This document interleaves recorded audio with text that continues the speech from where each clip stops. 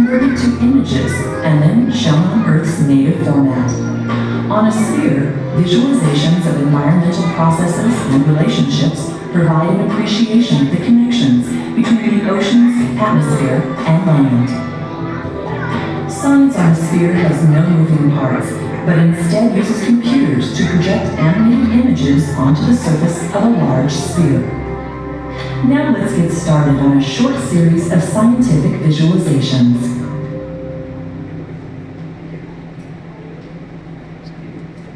Good afternoon everyone. National science centre के SOS show में आपका स्वागत है। एसओएस का full form science on sphere है। इस शो में हम लोग galaxy, solar system, planet, sun and moon के बारे में जानेंगे। हमारे यूनिवर्स में लगभग 100 से 200 बिलियन गैलेक्सी प्रेजेंट हैं। उनमें से हमारा एक होमलैंड गैलेक्सी है जिसका नाम है मिल्की वे गैलेक्सी। हमारी first slide Milky Way galaxy की है। This is our first slide Milky Way galaxy. Hindi में इसका नाम आकाशगंगा है। मिल्की वे गैलेक्सी की खोज गैलीलियो गैलीली ने 1610 ईस्वी में टेलीस्कोप के द्वारा किया था। मिल्की वे गैलेक्सी का जो शेप है वो स्पाइरल है, सर्कुलर है, लेकिन हमारा जो प्रोजेक्टर है यहाँ पे वो स्फेरिकल है, जिसकी वजह से हम नहीं देख पा रहे हैं, लेकिन जो एक्चुअल में शेप है वो सर्कुलर है। जो हमारा सोलर सिस्टम है उसमें 8 प्लैनेट और एक सन है, वो हमारे मिल्की वे गैलेक्सी का एक छोटा सा पार्ट है। अक्सर जो हम स्टार्स देखते हैं वो रात में दिखाई देते हैं। ऐसा कौन सा स्टार है जो हम दिन में देख पाते हैं? सन। दिस इज सन। सन हमारे सोलर सिस्टम का मेन कंपोनेंट है। सन को हमारे सोलर सिस्टम का हार्ट भी कहा जाता है। ये गैसियस कंपोनेंट है जिसकी फॉर्मेशन गैसों से हुई है। इसमें मेजर अमाउंट में हाइड्रोजन और हीलियम पाए जाते हैं। सन की सरफेस पे आपको येलो फ्लेयर्स दिखाई दे रहे होंगे जिसको हम सोलर फ्लेयर्स कहते हैं। इसमें कंटिन्यूअस न्यूक्लियर फ्यूजन रिएक्शन होते रहते हैं जिसमें 2 हाइड्रोजन एटम मिलकर के एक हीलियम एटम फॉर्म करते हैं। सन की जो ग्रेविटी है वो बहुत ज़्यादा स्ट्रॉन्ग है, बहुत ज़्यादा हाई है, जिसकी वजह से हमारे जो सोलर सिस्टम के प्लैनेट्स हैं वो इसके चक्कर लगाते रहते हैं। सन का जो मास है हमारे सोलर सिस्टम का लगभग 99.99% है। जो हमारी नेक्स्ट स्लाइड है वो है कंपैरिजन स्लाइड, जिसमें हम देखेंगे और महसूस करेंगे या समझेंगे कि क्या जो सोलर सिस्टम का 99.99% मास अकेले सन के पास है। This is comparison slide. जो हमारा पूरा स्फीयर है, स्फेरिकल प्रोजेक्टर, वो पूरा सन है। उसको हमने दिमाग में रखते हुए ये जो छोटे छोटे पॉइंट्स हैं के फॉर्म में दिखाई दे रहे हैं हमारे प्लैनेट्स हैं। प्लैनेट 2 टाइप्स के हैं। जो 4 प्लैनेट हैं वो इनर प्लैनेट हैं और जो 4 आउटर प्लैनेट हैं। इनर प्लैनेट की जो फॉर्मेशन हुई है वो सॉलिड या रॉकी प्लैनेट से हुई है, जिसे हम टेरेस्ट्रियल प्लैनेट भी कहते हैं। 4 जो आउटर प्लैनेट हैं वो गैस जाइंट या आइस जाइंट हैं, जो किसी न किसी गैस से मिलकर बने हैं या आइस से मिलकर बने हुए हैं। जो सन के सबसे नजदीक प्लैनेट है उसका क्या नाम है? आप लोगों में से कोई बताएगा? मरकरी। चलते हैं अपने फर्स्ट प्लैनेट, सोलर सिस्टम का जो फर्स्ट प्लैनेट है उस पे Mercury. This is Mercury planet. Mercury planet sun के सबसे नजदीक और सोलर सिस्टम का सबसे छोटा प्लैनेट है। मरकरी सन के तो सबसे नजदीक है, तो क्या सबसे हॉटेस्ट भी यही है? नहीं। अगर नहीं तो क्यों नहीं? उसके पीछे का जो रीजन है कोई बताएगा आप लोगों में से? मरकरी हॉटेस्ट प्लैनेट ना होने के जो पीछे रीजन है वो है यहाँ पे एटमॉस्फेयर की एब्सेंस। यहाँ एटमॉस्फेयर नहीं प्रेजेंट है, जिसकी वजह से जो सन की रेज है, सनलाइट आती है, रिफ्लेक्ट बैक हो जाती है, ट्रैप नहीं हो पाती, जिसकी वजह से यहाँ पे जो टेम्परेचर डिफरेंस होता है सोलर सिस्टम के पूरे, सबसे ज्यादा टेम्परेचर डिफरेंस इसी प्लैनेट में पाया जाता है, मरकरी पे। दिन के टाइम बहुत ही ज़्यादा गर्म, रात के टाइम बहुत ही ज़्यादा ठंडा होता है। मरकरी प्लेनेट के सरफेस पे आपको कुछ गड्ढे दिखाई दे रहे होंगे, जिसको साइंटिस्ट क्रेटर्स नाम देते हैं। क्रेटर्स की जो फॉर्मेशन होती है वो एस्टेरॉयड, मेटेरॉयड के या कॉमेट्स के टकराने की वजह से होती है। गड्ढे जस के तस बने रहते हैं जब तक कोई दूसरा एस्टेरॉयड, मेटेरॉयड, कॉमेट्स आकर टकराए ना, क्योंकि यहाँ पे एटमॉस्फेयर प्रेजेंट नहीं है। चलते हैं अपने नेक्स्ट प्लेनेट वीनस, जो सन के दूसरे नंबर के नजदीक प्लेनेट है।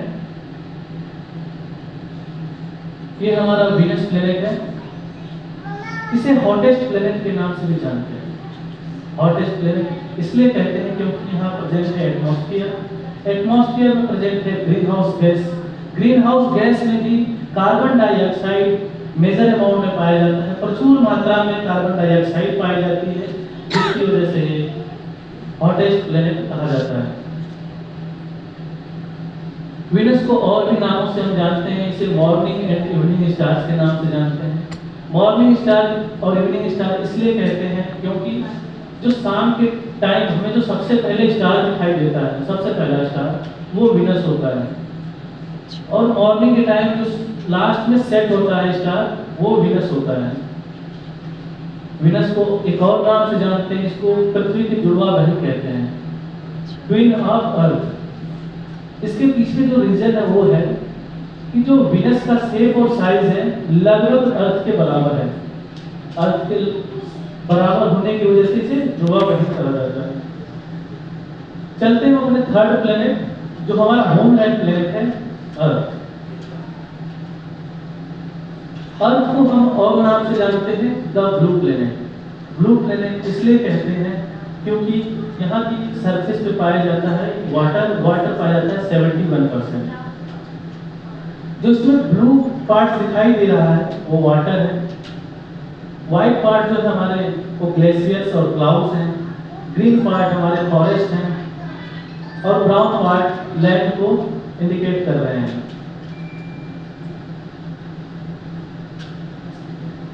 अर्थ अपने एक्सिस पे 23.5 डिग्री का टिल्टेड है या झुकाव रखती है, जिसकी वजह से हमें सीजन देखने को मिलते हैं। ये अपने एक्सिस पे 24 आवर में रोटेशन कंप्लीट करती है, जिसकी वजह से हम दिन और रात देखते हैं। अर्थ पे लाइफ क्यों पॉसिबल है? सोलर सिस्टम का इकलौता अर्थ ही एक ऐसा प्लेनेट है जहाँ पे लाइफ पॉसिबल हो पाती है। यहाँ पे सबसे पहला जो कंडीशन है वो वाटर का प्रेजेंस, वो भी तीनों स्टेट में प्रेजेंस है।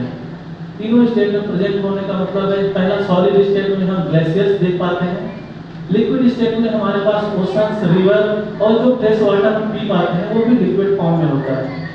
थर्ड जो हम गैसियस फॉर्म में देखते हैं वो है वाटर वेपर। और जो लाइफ को पॉसिबल बना पाता है वो है यहाँ का ऑक्सीजन।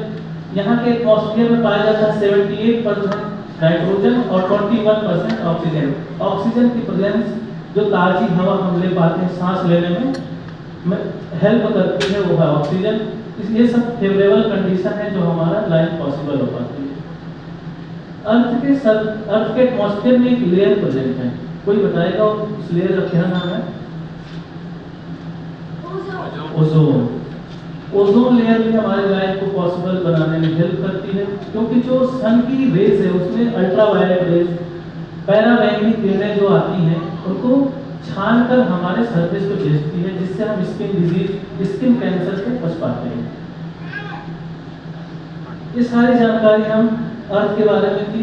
चलते हैं अपने लास्ट प्लेनेट जो सॉलिड प्लेनेट है, इनर प्लेनेट, मार्स पे।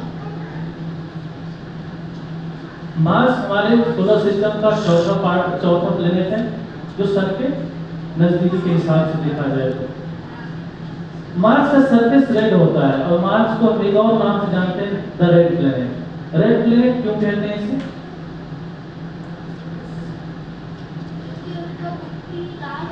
मिट्टी लाल होती है। जो इसके सरफेस में पाया जाता है आयरन ऑक्साइड, फेरस ऑक्साइड।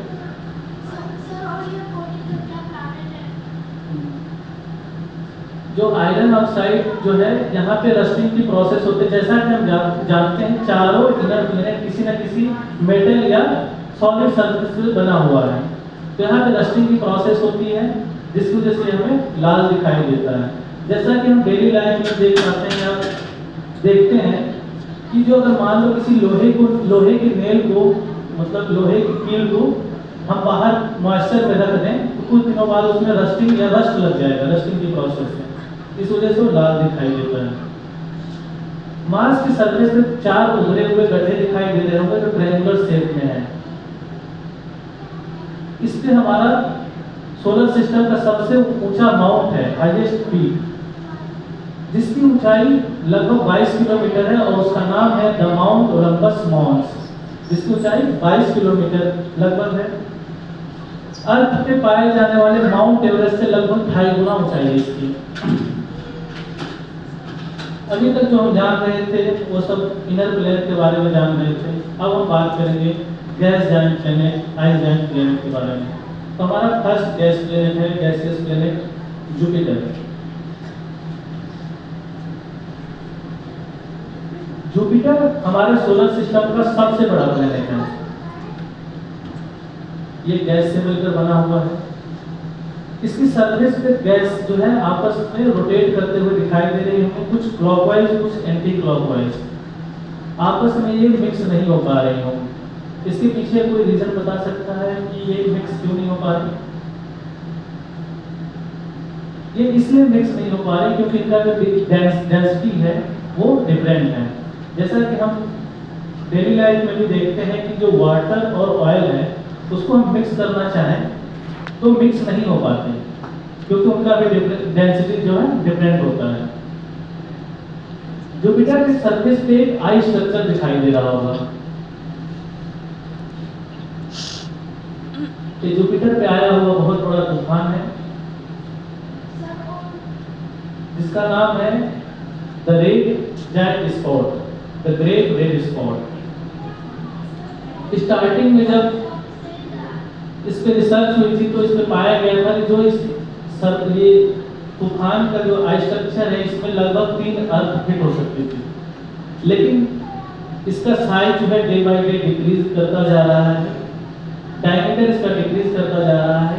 तो आज के हिसाब से अभी लगभग इसमें 1 अर्थ फिट हो सकती है। जब एक छोटे से स्ट्रक्चर में 1 अर्थ फिट हो सकती है तो पूरे जुपिटर में कितनी अर्थ फिट हो सकती है? कोई गेस कर सकता है या किसी को पता हो?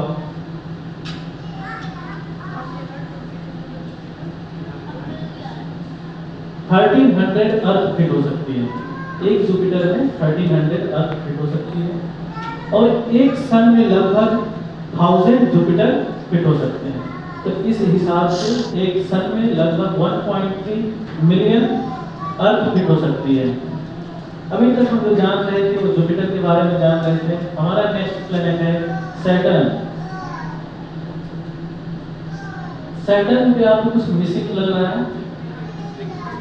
रिंग जो होता है वो सैटर्न का पार्ट नहीं होता, वो डस्ट एंड आइस पार्टिकल होते हैं जो सैटर्न की ग्रेविटी के कारण उसके चारों ओर चक्कर लगाते रहते हैं।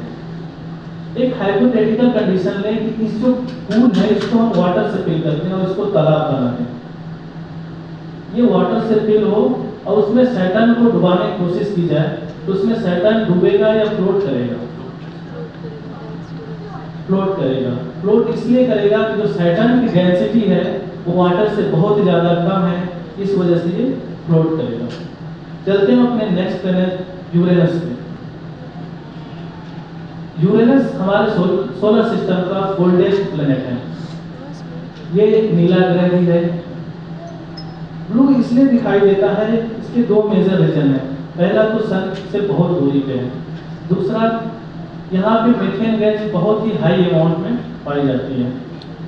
मीथेन गैस के अलावा एक और गैस पाई जाती है जिसका नाम है हाइड्रोजन सल्फाइड। हाइड्रोजन सल्फाइड के पाए जाने की वजह से यहाँ पे एक सड़े हुए अंडे या रोटेन एक का स्मेल आता है। चलते हैं अपने नेक्स्ट प्लैनेट नेपच्यून पे। नेपच्यून हमें डार्क ब्लू कलर का दिखाई दे रहा है। इसके पीछे भी वही 2 मेजर रीजन है। यहाँ भी हाई अमाउंट में मीथेन गैस पाई जाती है और सन से जो डिस्टेंस है वो बहुत ही ज़्यादा दूर है, सन से बहुत ही ज़्यादा दूरी पे है, इस वजह से डार्क ब्लू दिखाई दे रहा है। नेपच्यून के सरफेस पे आपको व्हाइट पैचेस दिखाई दे रहे होंगे। इसे साइंटिस्ट नाम देते हैं स्कूटर्स। अभी तक हम जो जान रहे थे, समझ रहे थे, वो थे प्लैनेट्स के बारे में। अब हम बात करेंगे अर्थ की नेचुरल सैटेलाइट मून्स पे, मून के बारे में। आप लोगों में से कोई बताएगा मून का जो साइंटिफिक नेम है वो क्या है? मून का जो साइंटिफिक नेम है क्या है? Natural satellite. चंद्रमा। जो इसका साइंटिफिक नेम है वो है लूना। इसको हम लूनर एक्लिप्स से भी रिलेट कर सकते हैं। मून पे भी गड्ढे दिखाई दे रहे हैं, इनको भी हम क्रेटर्स कहते हैं, जैसे कि मरकरी पे हम पढ़ रहे थे। इनकी भी फॉर्मेशन जो होती है वो भी एस्टेरॉयड, मेटेरॉयड और प्लैनेट के टकराने की वजह से होती है। ऐसा माना जाता है कि नील आर्मस्ट्रांग जी के फुटप्रिंट्स आज भी प्रेजेंट हैं चंद्रमा के सरफेस पे। मून की जो ग्रेविटी होती है लगभग अर्थ के 1/6 पार्ट होती है। जैसे अर्थ की एक नेचुरल सैटेलाइट मून है, वैसे ही हर एक प्लेनेट के पास मून है। आप जो वीनस और मरकरी है उसके पास कोई मून नहीं है। ऐसा कौन सा प्लेनेट है जिसके पास सबसे ज्यादा मून है? जुपिटर। और सबसे ज्यादा मून जो है सैटर्न के पास है, लगभग 145 मून। दूसरे नंबर पे है जुपिटर जिसके पास 95 मून प्रेजेंट है। सबसे बड़ा मून कौन से प्लेनेट के पास है? सबसे बड़ा मून जुपिटर के पास है जिसका नाम है गैनीमेड। दूसरे नंबर पे है टाइटन जो सैटर्न के पास है। सबसे छोटा मून किसके पास है? सबसे छोटा मून मार्स के पास है जिसका नाम है डिमोस। मार्स के 2 मून हैं, फोबोस और डिमोस। हम अर्थ पे रहते हैं तो अर्थ के बारे में और जानते हैं, बात करते हैं day and night view of earth. दिन के टाइम कुछ ऐसा और रात के टाइम कुछ ऐसा हमें अर्थ दिखाई देता है। Day and night view of earth है।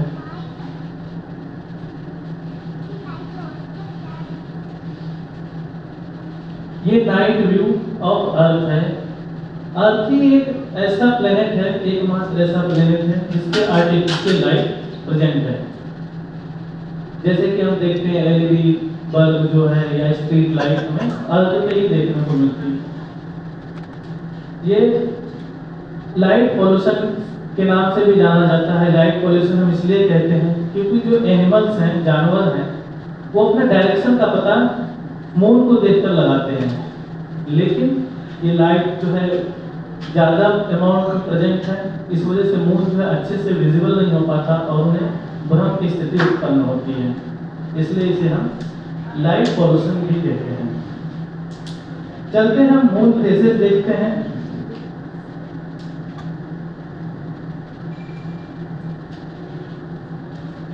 ये मून फेजेस हैं, जैसे कि full moon, new moon, half moon के बारे में जानते हैं। पूर्णिमा की रात, अमावस की रात, कुछ ऐसा ही हमें दिखाई देता है।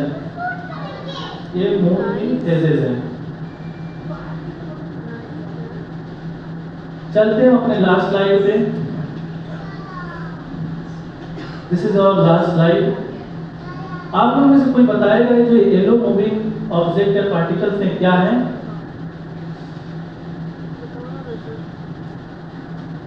कोई गेस करेगा कि येलो मूविंग ऑब्जेक्ट क्या है?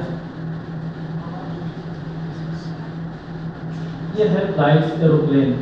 इस स्लाइड को लगाने का जो उद्देश्य है, हम ये दिखाते हैं एयर ट्रैफिक। हमें लगता है कि बस रोड पे ही ट्रैफिक है, एयर में नहीं है। तो ये हमारा भ्रम है, मिथ है। अगर हमें लगता है कि हम स्कूटर लेकर अपना उड़ जाए हवा में, हमें कोई ट्रैफिक नहीं मिलेगा, तो ऐसा नहीं है। हमें वहाँ पे ट्रैफिक का सामना करना पड़ेगा। ये देखते हुए अगर ऐसी स्थिति रही तो हमें दूसरे प्लेनेट पे शिफ्ट होना पड़ेगा। तो आपके हिसाब से वो कौन सा दूसरा प्लेनेट होगा जिसको हम प्रायोरिटी देंगे, जहाँ शिफ्ट होंगे? मार्स। आप लोग इसका जवाब सोच कर बताइएगा। हमारी तरफ से ये शो यही समाप्त होता है। उम्मीद करते हैं ये शो आपको पसंद आया होगा। धन्यवाद।